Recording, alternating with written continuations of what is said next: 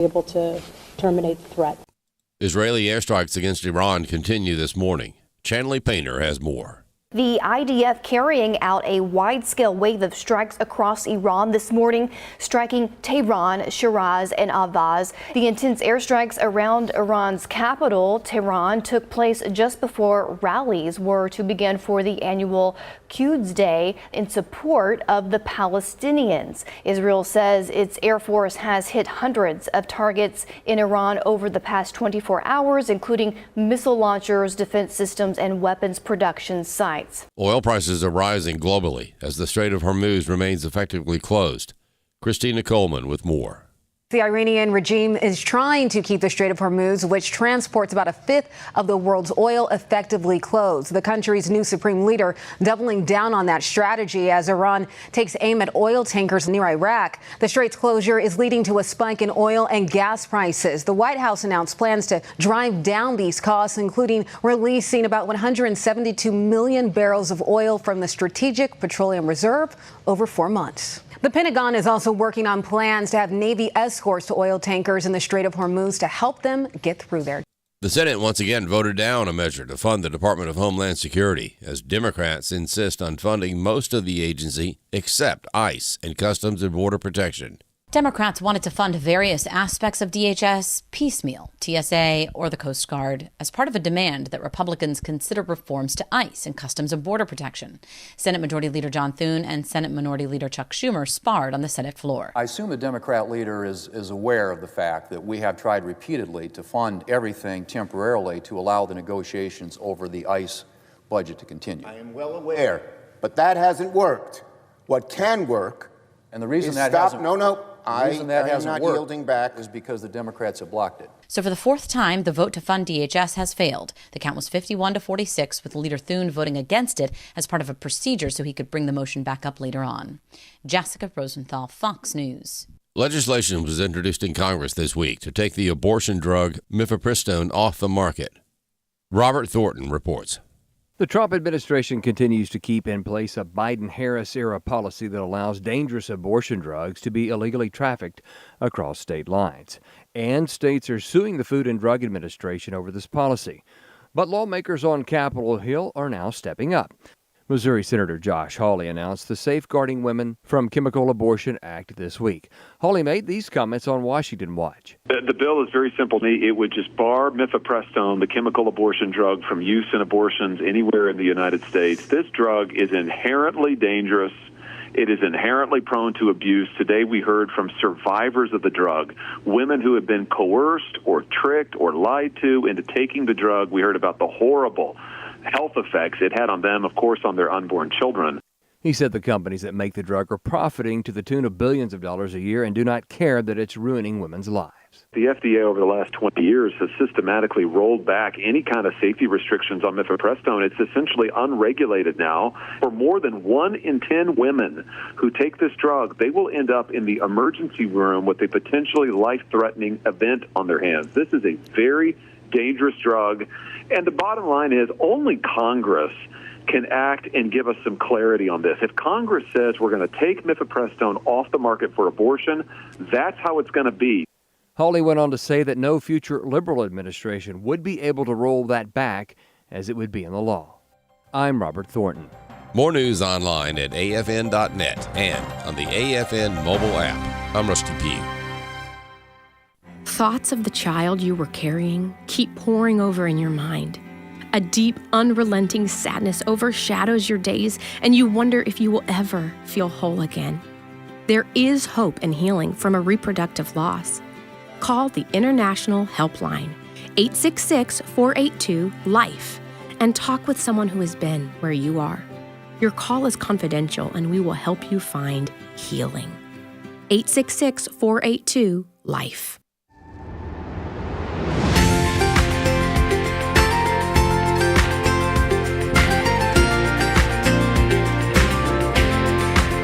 Welcome to Real Truth for Today with Pastor Jeff Shreve, Senior Pastor of First Baptist Church in Texarkana, Texas.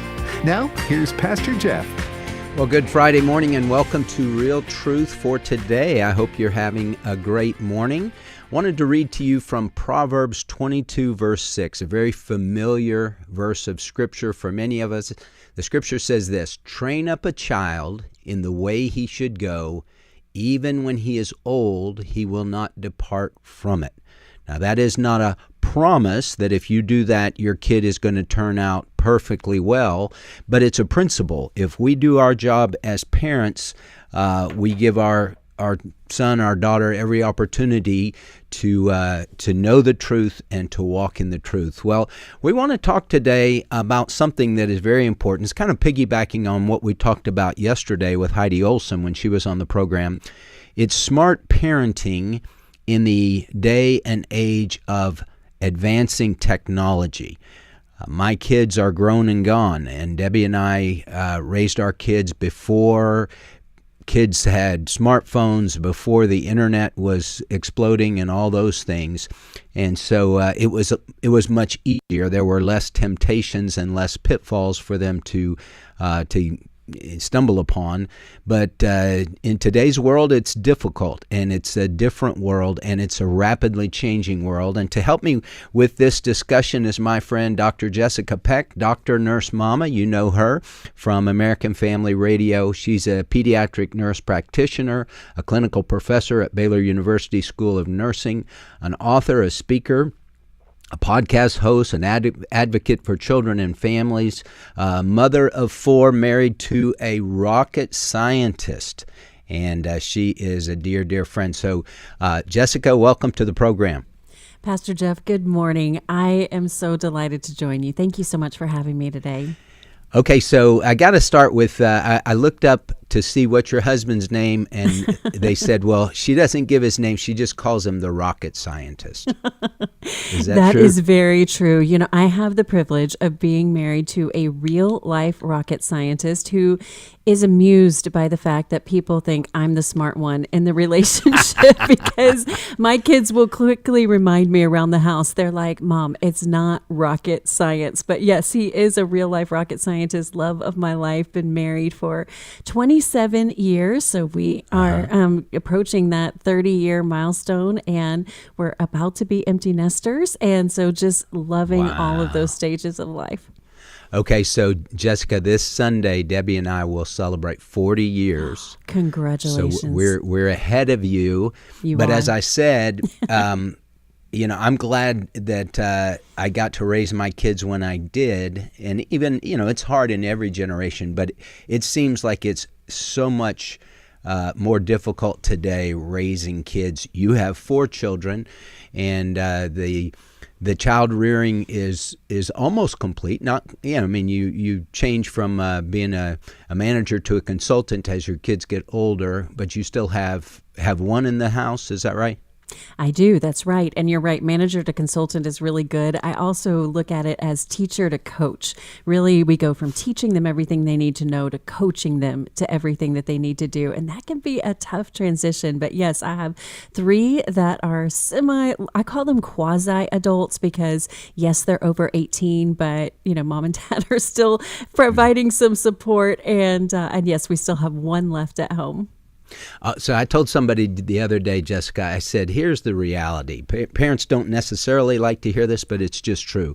Once your child graduates from high school and goes off to college, it's never quite the same. They're kind of in this in-between. It's like, well, you live here, but you don't live here. Mm-hmm. You still have a room, but when they come back, it's different. They are becoming adults at that point, and it doesn't feel the same. My kids have actually sent me articles about this, feeling like they have 1 foot in 2 worlds and they love both worlds, but it's really hard to mesh those together. But I'll tell you, Jeff, for me as a parent, you know, I think of the verse, I have no greater joy of knowing that my children are walking in the truth, and seeing the seeds that you planted now 2 decades ago starting to to bloom for the first time, because parenting is a long game strategy. And so often today, we really are not immune to wanting instant gratification in parenting. And when we have an instant digital world where we can get anything that we want at the push of a button, at an app, at a smartphone notification, we want our parenting to be that way too. And sometimes we unconsciously put the job on our kids to be, their job is to validate our parenting. I want your behavior to give me an immediate feedback loop to tell me I'm being a good parent. And that is not their job. And some things take decades to learn. And so if we can have our mind that we're planting those seeds that may not harvest in this season, we can have that patience for the long game. We can plant the seeds and trust the Lord that He will bring forth the harvest in the right season, in the right time. It really is beautiful to see some of those harvests come now. Okay, so Jessica, with you got married 27 years ago? That's right. Okay. Things were way different 27 years ago than they are today. And yes. did you and your husband say, hey, we want to have a big family? Four kids would be considered by most standards as a large family. Was that an agreed upon number, or was it just we're going to go into this and see what God gives us?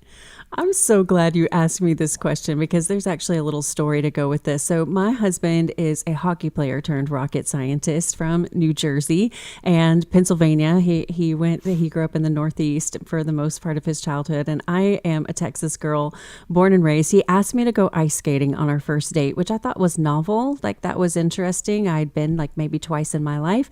Little did I know, he brought his own skates, and he just looked amazing on the ice, right? Yes. I did not let go of his hand. Yes. It was brilliant, right? And so I was pretty impressed, because I could not skate at all. And so we had gone to eat dessert afterwards, and he asked me, how many kids do you want? And I thought, I can't tell this guy on my first date I want 4 kids, especially, in this day and age, that's a lot of kids. And I said, well, I don't know. How many kids do you want? And he said, I don't know. How many kids do you want? And we said, why don't we just count to 3 and we'll hold up how many fingers of kids we want. And we counted to 3, and both of us held up 4 fingers. And the rest was history. There we were. But you're right, Pastor Jeff. It was a completely different world. We got married. I didn't have an email address. I didn't even have dial-up modem then. It was a completely different world. And so to see my kids really being raised in this very pivotal moment where we have a significant digital divide in generations has been challenging, to say the least. Okay, so I think, Jessica, when I grew up, we didn't, even TV, you had like 4 or 5 channels. That's right. So you could go through what is there to watch very quickly. And if there's nothing to watch as a kid, you're going to go outside and play. And your parents don't know where you are because there's no way to track you. You're just come home by dinner time. We weren't worried about it. And I don't remember that many kids getting hurt or getting abducted or anything like that. Now, in today's world, you'd be a terrible parent if you just let your kids go out and do whatever. You're talking about the good old days, Pastor Jeff, when we would come in, when the street lights came on, we drank out of the hose. I mean, you're right. There was no Life 360. There was no geo-tracking. Childhood was just very simple, much simpler. I saw a reel actually this week, a reel that went viral that had all of these kids growing up in the 80s and 90s saying, wait, you mean that this is what's going to happen in the future? And talking about just that loss of relational connection. And that's really the sacrifice that we've given. We are more digitally connected than at any point in human history, but more relationally disconnected. Yes. And even though we have these digital connections in the home, what I see, Pastor Jeff, is these digital silos now that kids live in. No longer do you gather around the television to watch the Sunday night programming, whatever movie, and I mean singular movie that was going to come on together. Everyone is streaming their own personalized worldview. And this is what parents are up against. And sometimes we just don't recognize the threats that are there. So I said we have this digital divide. We have parents who did not grow up in this generation as digital natives raising children and grandchildren who are experiencing a completely different reality. And, we love to kind of hate on popular culture. But the truth is, Pastor Jeff, if I asked your audience right now, who was the sheriff in Mayberry, I bet you most people could tell you. They know Sure. who it is. Right. They could even probably tell you, who does Joni love? It's Chachi. These are kids that, these are things that kids today don't know. And so the truth is, we have a love-hate relationship with pop culture. We love ours and we hate theirs. That's what happens. And that can really send a message to kids that the time that you're living in is just really undesirable. In fact, it's a terrible time to be alive, is kind of the message that we subconsciously give. We want their childhood to look like ours so that it's more easily manageable. We know how to raise kids in that generation. So we have this overwhelming nostalgia for a childhood that just doesn't exist anymore. A great point. Well, even with kids, one of the things from a preaching standpoint, I was talking to my friend Bob Lapine the other day, and I said, back when I first started in the ministry in my 30s, I'm 63, you could give a reference to like Gilligan's Island, and everyone in the congregation knew what you were talking about. They knew who Gilligan was and Skipper and all those. Now, in whatever you use that's popular, they're just slivers of the audience that know what you're talking about, because it's not like it's something that goes across all the generations where people know what that is. It makes it a lot more difficult. And even kids, they have their own little genres of things that they watch, and it's not always the same. I'm so glad you brought this up. You were talking about the power of the algorithm. We have algorithms now, AI, artificial intelligence, although, it's written as a big A and a big I, but my mother-in-law for a long time thought it was a big A and a little L, so she always calls it Al, so we call it artificial intelligence Al in our house. She's like, who is this guy Al who is really messing things up today? But funny. It is artificial intelligence that is directing an algorithm, so everything now is personalized. There is no widely adopted pop culture. It's whatever niche you find yourself in. And Tim Wildman asked me not too long ago on his show, do you still believe in it's my way or the highway approach? And I told him the problem is now that the option is it's my way or the information superhighway. And that's what we're releasing our kids to. And they are having these customized approaches that are literally changing their worldview. We've been told for decades now that technology is neutral, but AI in particular is not neutral. It is forming our worldview, and especially for children who are impressionable, whose brains are not yet developed, it is a really powerful force in forming worldview. And as parents, we really need to be very vigilant about this. Well, I use AI a lot, Jessica, and I find myself, if I ask AI a question about, like, break down a passage of Scripture and put it in an outline form, it does pretty well with that, and I can see what some of the main points are. If you ask AI a question where it has to interpret data, it seems like I'm talking to CNN. It just has such a liberal, I call them grok. I said, okay, Rachel Maddow, what do you think about this? And it just seems so liberally focused, and just the bend there. How do you see it? Well, there was a poll that came out just this week that said that the majority of Americans are starting to trust AI more than they trust their pastor. And that was really convicting for me. And what I see is an era of content discipleship. And we are using AI to dictate our algorithms, and we're using it to consume spiritual content without any particular discernment. And that is really important. There's something called vicarious credibility, where we think, oh, one person I know follows this person, so what they're saying must be theologically correct, right? And that is very far from the truth. And I'm sure when we come back, Pastor Jeff will talk more about how parents can be wise stewards of this digital discipleship that we need to engage in this generation. All right. Well, we're talking to Dr. Jessica Peck, doctor, nurse, mama. We're talking about smart parenting in the age of technology.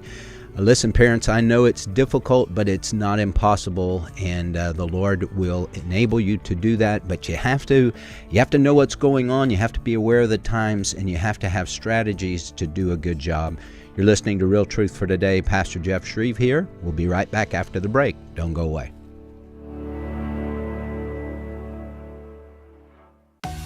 What's your AFR story? Have we played quietly in the background during your walk with the Lord? Or maybe we've been out front and instrumental in leading you in the way. It has inspired me. Jesus has used it as a growing tool in my faith. Call 877-876-8893 and tell us your AFR story. It's overwhelming to even think of all the things that you provide that have helped me over the years. I just thank the Lord for you because you have changed my life and made me stronger. Your story can encourage someone else, and it's a success story for this ministry. The number again is 877-876-8893. Keep your story to a minute or two, and you might hear yourself on the air during our next share-a-thon. And I'm so thankful for the love that you have of Israel. I appreciate that too. Thank you for listening to American Family Radio. Washington Watch with Tony Perkins takes you behind the headlines and sound bites into conversations with leaders and newsmakers. And Washington Watch Weekend Edition features content from the best segments of the week. For many years, Washington Watch has provided in-depth news coverage and insightful analysis from a Christian perspective. And Washington Watch Weekend Edition is a condensed version of the week's coverage. Washington Watch Weekend Edition, now at 5:30 p.m. Central Saturdays on American Family Radio. Hey moms and dads, are you at your wit's end? Hi, this is Mark Gregston with Parenting Today's Teens. I'm so grateful for the partnership we have with American Family Radio. We share a common goal to bring hope to hurting families through the life-changing medium of radio. Be sure to listen Saturday afternoons at 4:30 Central on American Family Radio. Find help and hope for your family with Parenting Today's Teens. Judy Goodell and her husband set up a charitable gift annuity through the AFA Foundation. What we love about it is that it represents stewardship principles that we feel strongly about. So we got very, very excited about this opportunity. With a charitable gift annuity through the AFA Foundation, an AFA supporter can guarantee a permanent monthly income, as well as supporting the American Family Association for years to come. We do feel convicted about really praying about all that God has really blessed us with. And so many people we know just want to leave it all to their kids. And we know the danger of that. And so we just are really just trying to pray through it. And God gave us great confirmation as we prayed that this would be a good use of the Lord's money. Find out if a charitable gift annuity is right for you at 800-326-4543, extension 345, or email foundation@afa.net. This is Real Truth for Today. Podcasts of the program are available on the podcast page at afr.net. Now, back to Pastor Jeff Shreve. Welcome back to the program. Pastor Jeff here. We're talking about smart parenting in the age of technology with Dr. Jessica Peck. She is the host of Dr. Nurse Mama here on American Family Radio. She and I are going to be together along with Bert Harper and others for Activate Summit 2026. July 16th through the 18th in Tupelo, Mississippi at the Cadence Bank Conference Center. This is a conference for the whole family. The cost is $175 for the main sessions, ages 13 and up, and $75 for Activate Kids, ages 6 to 12, and it's free for children 5 and under. And this is just a great time to grow together as a family. The conference is called Roots to Fruit, Grounded in Truth, Growing in Grace. And we're going to talk about parenting. We're going to talk about marriage. And Jessica is going to be talking about parenting in the day and age of AI. And so, Jessica, I know you've already finished your talk. You've got me beat by a long shot because it's not coming until July, so I gotta work on mine. But with your preparation for the discussion on parenting and artificial intelligence, what were some things that you learned, that you discovered, or maybe that you were aware of, but maybe to a greater degree preparing this talk? Well, Pastor Jeff, you're right. I shared with you that I do have my talk finished. I'm going to a children's pastors conference this weekend, actually, to share. And I'll tell you, in a world of bad news where we open our phones and it feels like we are just victims of the doom scroll, being with children's ministers is a beautiful thing, because that is a group of people who have wholly dedicated their lives to helping families. And that is something that gives me optimism. And children's ministers, parents, everyone is grappling with AI. Now, there's a lot of parents who maybe feel like AI seems very distant, like it's not really something that we use. But I think parents don't realize how integrated AI already is into our life. If you have I call her she who shall not be named, it's Alexa. I don't want to say it because I'm going to activate everyone's home device, right? And everybody's going to have that. But if you have that's a voice assistant, or if you have Siri or Google Assistant, if you have smart speakers that answer questions, there are AI-powered chatbots and apps. Many times when you call on the phone, you don't even know anymore if you're talking to a real person or if you're talking to an AI-generated app. You have an AI friend companions. These are very, very popular and embedded in almost all social media platforms. And I'll talk about that more in a minute, because that's something that parents really need to know about. But even things like social media filters that you take photos, of your face, that's an AI alteration. There's AI in video games. There's AI in educational apps and camera helpers and search engines and smart toys. And this is something I've been following. Even Mattel last year during the Christmas season, they pulled back on AI integration because we have all of these AI tools that are designed to learn our children's preferences and to please them, to promote engagement. We have companies that have the best psychologists in the whole world whose sole job it is to figure out how to get your children to engage with and depend on AI more. Now, that's not a fair fight for parents who are just trying to put dinner on the table and get kids to school and homework and sports practice. But it is here, and it is already happening. Well, I saw a Capitol Hill interview with Josh Hawley and the head of Netflix, and he was asking them, why do you have so much transgenderism in your programming? And, the guy tried to deflect and, we don't. We just have all this stuff. He said, parents, we can't trust Netflix to protect our kids. And Jessica, it seems like there is such an onslaught. Well, we obviously know that the devil is involved in this. He's the prince of the power of the air. But such an onslaught to groom our kids. And with the AI, and you're hearing about these things where kids become so dependent on Grok or chat box, whatever it is, GPT or whatever, that they become almost like friends with this thing, and the thing tells them to kill themselves. What's up with that? That's absolutely happening. I'm following several cases, more and more cases that are coming to courts where parents are demanding accountability. But here's the scary thing, Pastor Jeff. You say that it's almost like a friendship. Children are not designed in their brains to be able to differentiate what is real and what is not at that age. They can't differentiate a real living person from a robot that is designed to be like their friend. So let's go back to AI companions, like I said I was going to do. This is something that parents really need to pay attention to, because AI companions are built into almost any digital platform that children are engaging with. And they are designed to emulate human emotion. So they seem like they're sympathetic, they're empathetic, they're encouraging, but they're a real competition for parents in several ways. First of all, they have unlimited time and attention, where parents may have their attention drawn to lots of different things.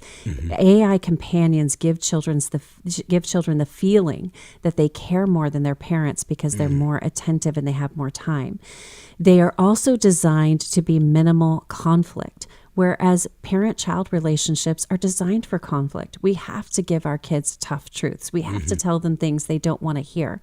AI doesn't do that. They want them to come back and to be more engaging. So they'll just empathize, and it draws children away from that healthy conflict that they're having, where they're growing into a world that is not real but feels more engaging and feels more tolerable.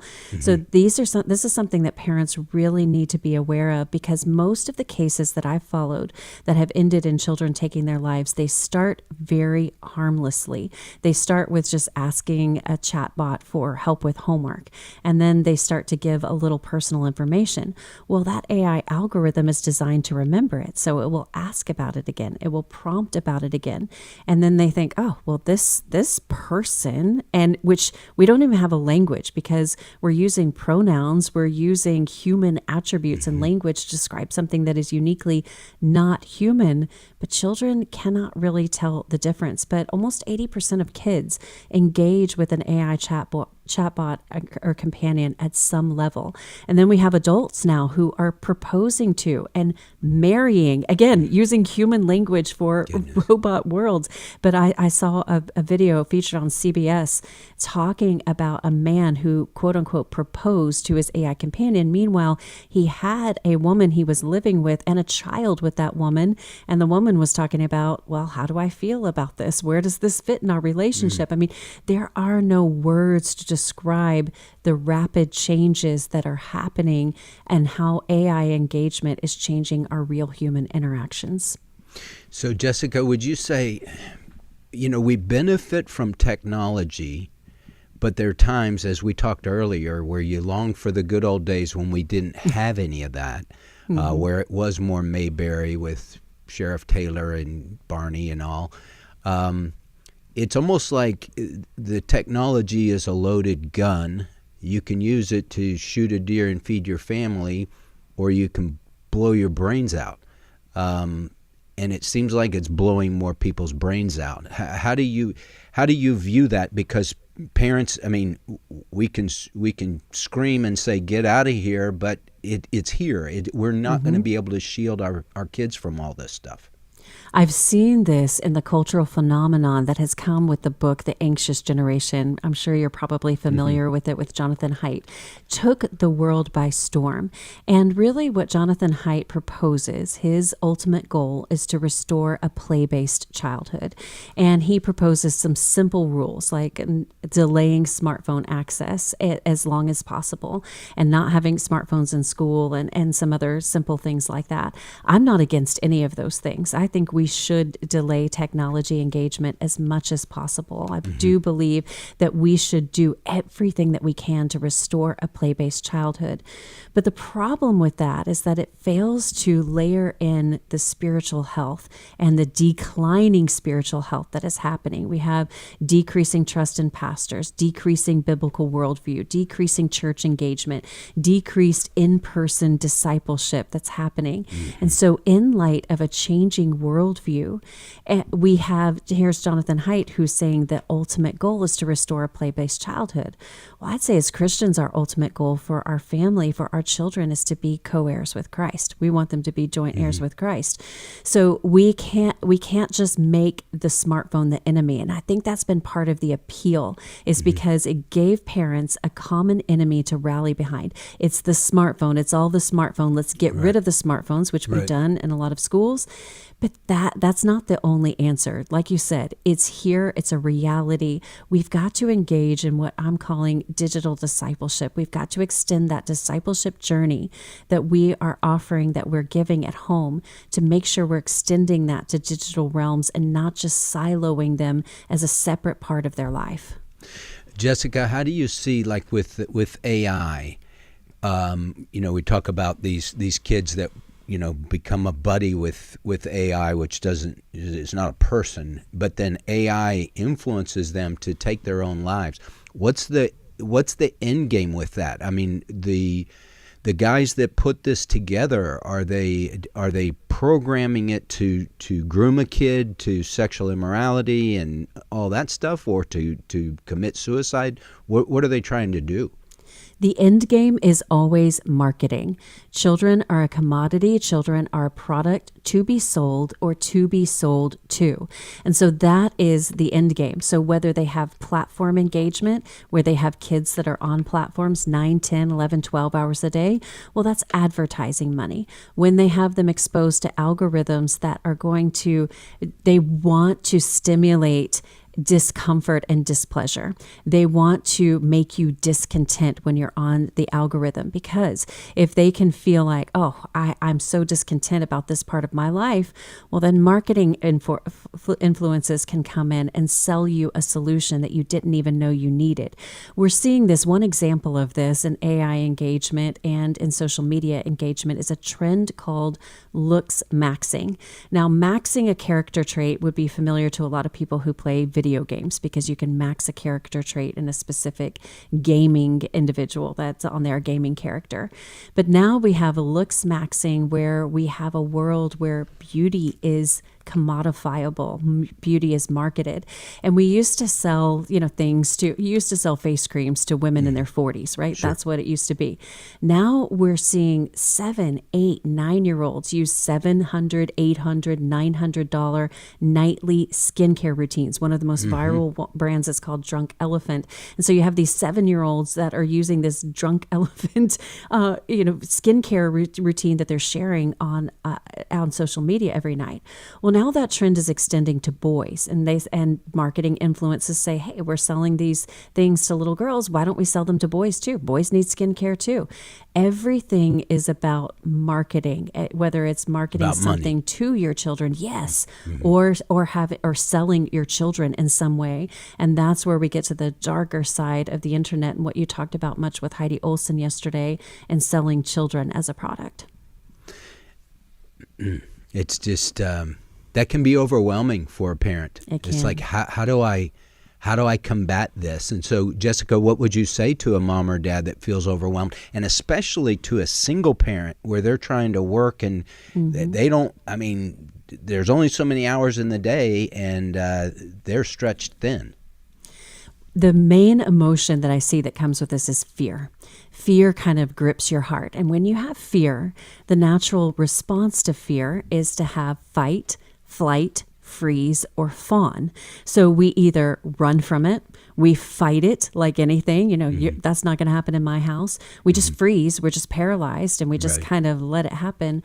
Or the fawning response is something that people might not be as familiar with. I see this fawning response in parents where it's you try to please whatever that is that's coming in, to threaten you. And so I see this fawning response with parents with their children where they say, okay, I'll give you anything you want.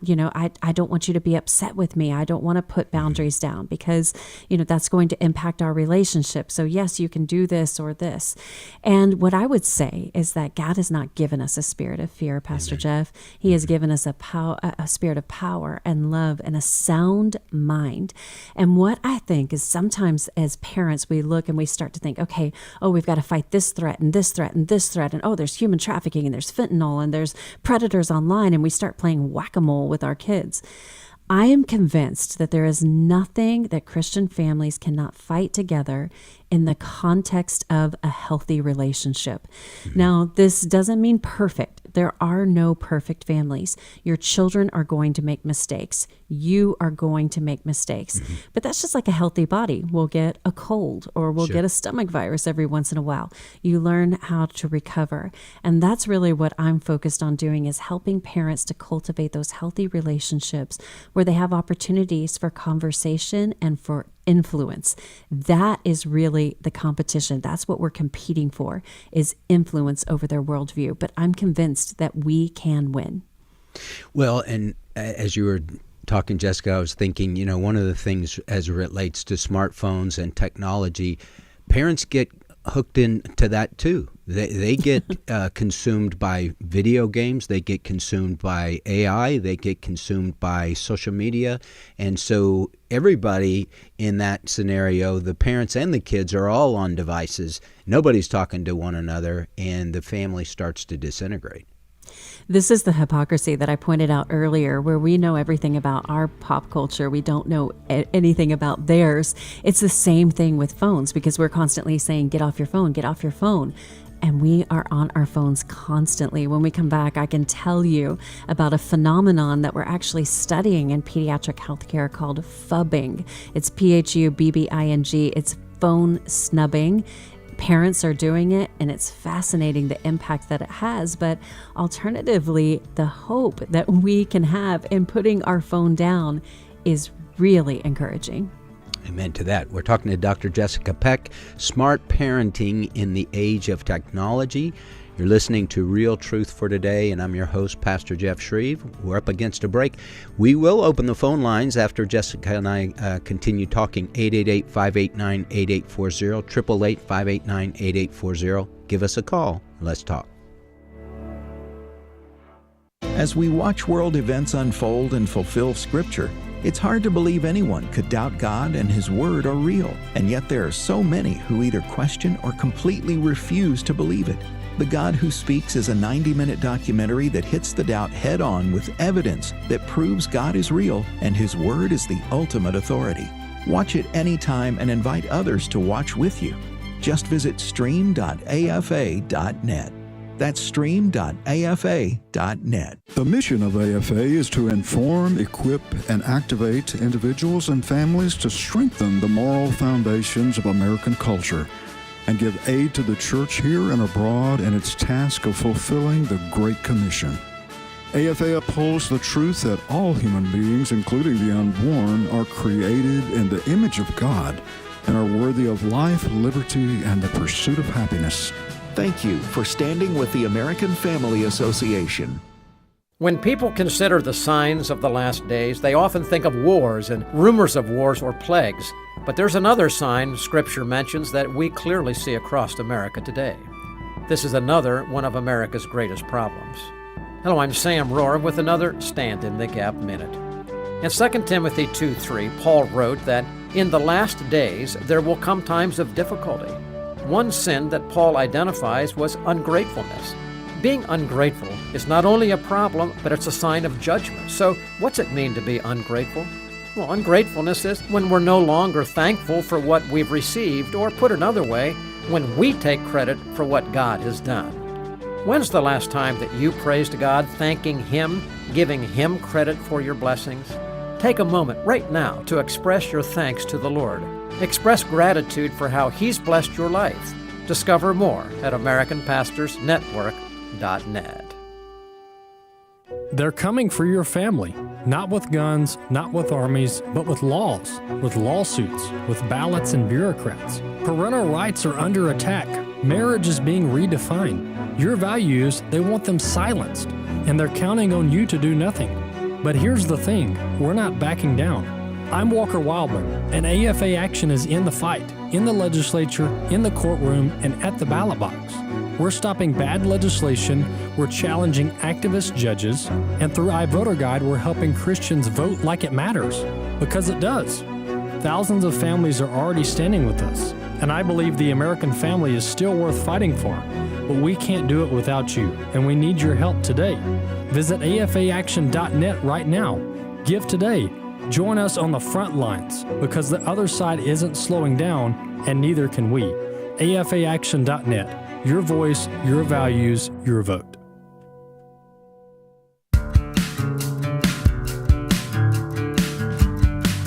If you'd like to contact Pastor Jeff, email pastorjeff@fromhisheart.org.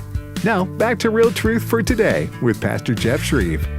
Welcome back. We're talking to Dr. Jessica Peck, Dr. Nurse Mama.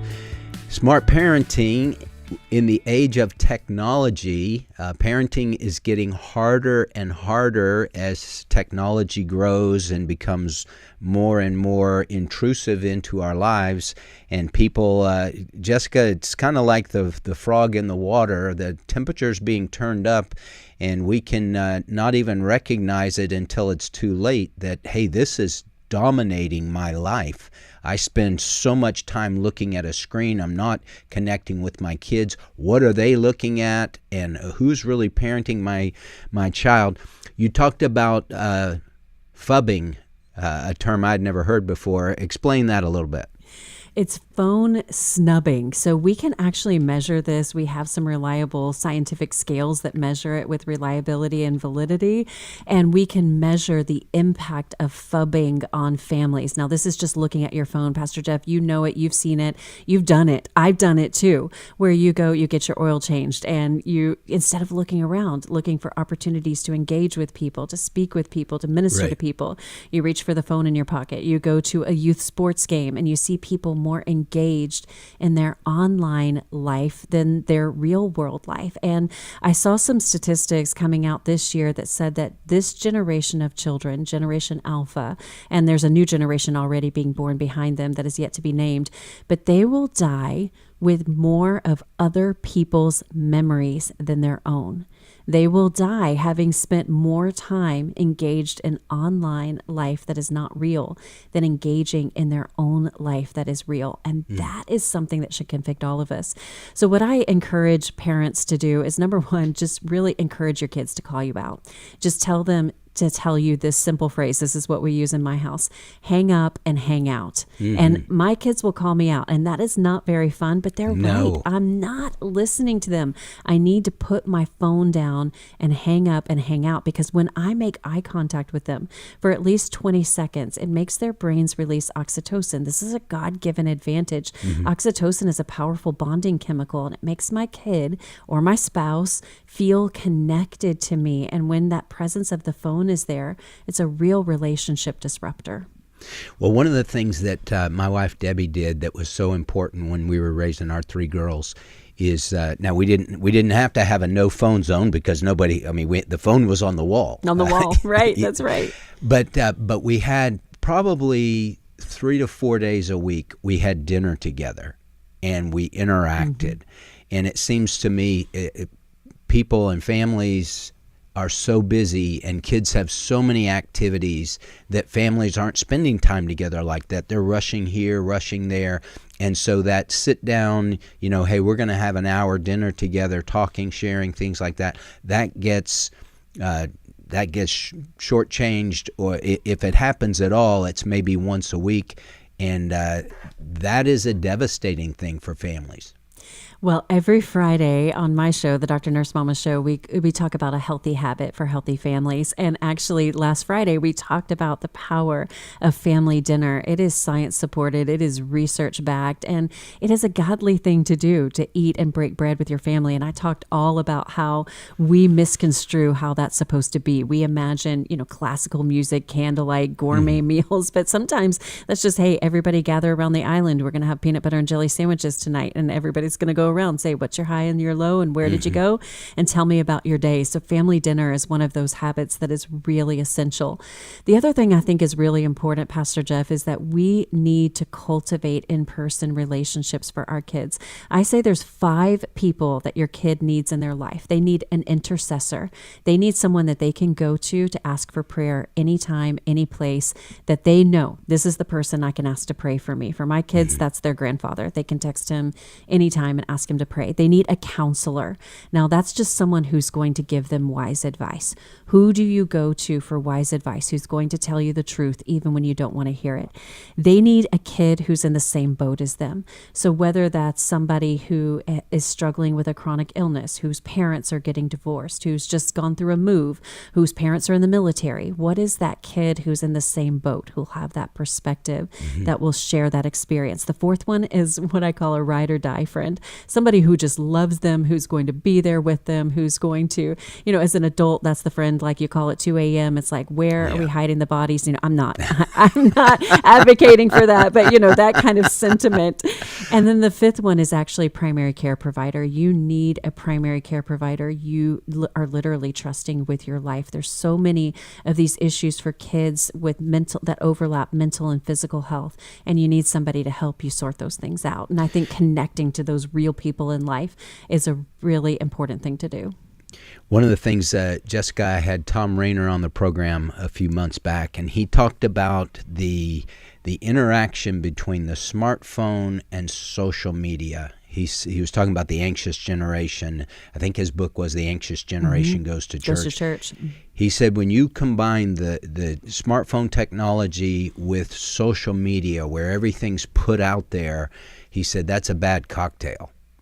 That's what I saw in the viral video, was all of these kids in the 90s who were saying, wait a second, you mean when you sit down for dinner, you take a picture of your food for strangers and then strangers comment on it? Like, this is where we're going. Yeah. I think that is really important. It has fundamentally restructured how we see the world, but I see encouragement in this generation of kids. My kids are all Gen Z, and they are really pushing back on some of that social media engagement. For millennials, it was really novel, and God bless all the millennials out there, because they really were the experimental generation. And that's the bottom line, is all of this tech is evolving in an experimental ground where we're using our kids as commodities here, and that is not appropriate. It is not appropriate to put kids in an experimental forum where their hearts, their lives, their health, their souls are at risk. So we've got to be gatekeepers and protect them, but we've also got to be a lighthouse and be a place where they can look. Even though they're navigating those stormy seas, there's some things that we can't protect them from, but we can be a lighthouse for them, reminding them of the timeless truths of God's unchanging words. Because in a culture where something is celebrated today and canceled tomorrow, they need to know, if they base their lives on the foundation of God's truth, God's word, God promises, God's identity for them, that is something that's going to really meaningfully anchor them in a world that has very shifting sands. Amen to that. Well, we're going to the phone lines at 888-589-8840, and we have David on the line from Iowa. David, welcome to Real Truth for Today. Hey, good morning. Dr. Jessica, I got a question for you. I listened to your program, and I think, oh, man, this woman's got it all together and all the answers. And I know that's not true. But, and I look it's mostly back, true. We adopted. I'm at 46 years old. I got a son who is 21 now and a daughter who's 18. Both are adopted. My son is on the spectrum. My question is, we raised in a church. They know all the Bible stories. He's walked away from God. He's into the LGBTQ world. He's a drag queen, and this has been a long time coming, and you never know quite how to combat that. I'm not going to, I tell him I accept him, but I don't affirm what he's doing is God glorifying. But we just walk with him through it. How do you approach that with a 21-year-old who's on the spectrum? He's very functional, but he's on the spectrum. Because the normal solutions don't always work with those kids. David, thank you for calling in. I appreciate that so much. And it is really difficult to raise kids in today's world, and especially kids with special needs. Unless you've walked that road, it's really difficult to know exactly how difficult that it is. And there are no easy answers for what you're facing. There just really aren't. I wish that there were. But I think that, just continuing to try to engage in relationship in whatever ways you can, you need some counsel for yourself, for sure. So whatever that looks like, whether that's pastoral counseling, whether that is clinical counseling, you can, for people who are listening, you can go to the American Association of Christian Counselors, and they'll connect you with a counselor with a biblical worldview. But this is just a road that you can't walk alone. It is overwhelming. It is challenging. It can be discouraging.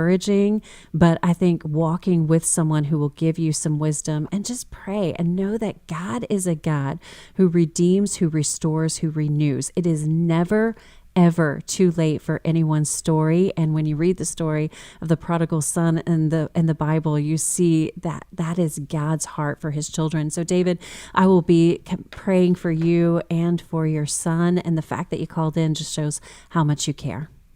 Amen to that. Thank you, David. We have Tivia from Texas on the line. Tivia, welcome to Real Truth for Today. Good morning, Pastor Jeff. Good morning, Dr. Peck. My question is regarding to, I have a daughter that's autistic, right? So do you have any resources that you recommend for children with autism? Like, because my daughter loves her tablet, right? So, and... Spending too much time on that. Recommend? Yeah. Yeah. Correct. Yeah. Yes. Well, hello, TVA from Texas. It's always nice to meet a fellow Texan. And really, that can be a challenging thing for children who are neurodivergent, whether they have autism spectrum disorder or any other thing that creates what we call a neurodivergence. That can be really, really hard to do. And so I think, working, again, this is something that you cannot face alone. And so working with a team, with your primary care provider, and really, if you have a good relationship with your primary care provider, that should be something that you can talk with them about, and they can customize a plan that is specific to your child and your child's needs and what is needed. Sometimes those screen engagements can be really helpful tools for kids who are struggling with overwhelm in their neurological system, but what are the appropriate boundaries there? They may be able to give you some specific resources for your daughter, and there are other specialists out there. We're seeing an increase in people who have expertise in dealing with kids with autism and being able to provide specific therapies, play therapies, behavioral therapies, all of those kinds of things. Of course, the challenge with that is access and affordability, but a good place to start would be your primary care provider and just open that conversation. Because sometimes you go and you think, oh, they're just going to check their height, their weight, their ears, listen to their heart and lungs, but this is something that is within the realm of holistic care that you could absolutely bring up. Yeah, very good. Jessica, let me ask you this from a very practical standpoint. We talk about a no phone zone that families need to have, no internet access in the bedrooms, things like that, because we haven't even touched on the pornography aspect of things that especially draws young boys like a magnet. What would you say is a good rule of thumb for families to have that would be safeguards in their home concerning technology? One of the temptations that we can have as parents or grandparents is to be the screen police and to focus on limiting where our phone's not allowed, how much screen time is allowed, what is the limit on that. And those things are all important to have. I think every home should have a tech-free time and a tech-free zone in their home. Time where we say, okay, we don't have phones here. For my family, for example, that tech-free zone is the dinner table. Nobody has their phone at the dinner table. The kids can call us out. And those things are important. I think the really important thing to remember overarching that is if we take away the phone, we take away the engagement, we take away that coping mechanism, we take away that constant micro hit of dopamine that they're getting from engagement on their phone. What are we going to replace it with? We've got to replace it with real life engagement. And I'm a real old soul, Pastor Jeff, and this is where old school skills come in really handy because I'm a Gen Xer and I know how to show up at somebody's house without calling. I know how to have an evening of fun without a phone. I know how to play board games. I know how to do puzzles. I know how to just go on a walk. And kids today have a real curiosity about things that they painfully call vintage, like board games. But we've got to put away our own screen time and we've got to engage meaningfully with our kids to do some of those old school things. So if you limit the phone, if you have all the tech boundaries in place, which you should have, you've really got to have that compelling interaction to build the foundation for healthy relationships instead. How about with video games?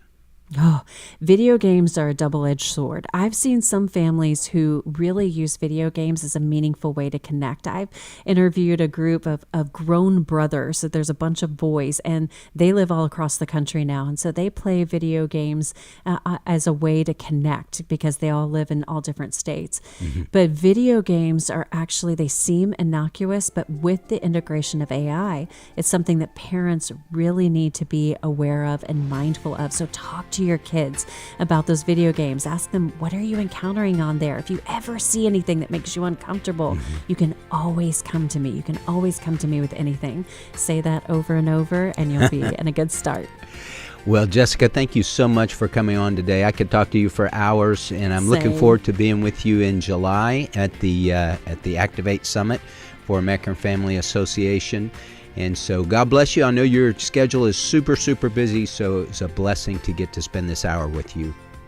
Same here, Pastor Jeff. God bless you. I look forward to seeing you in July, and I hope to see many of our listeners there as well. Well, thanks for listening to Real Truth for Today. Pastor Jeff Shreve. Go out today, shine for Christ, and share what great things the Lord has done for you. And guess what? God will use you as His witness. God bless you.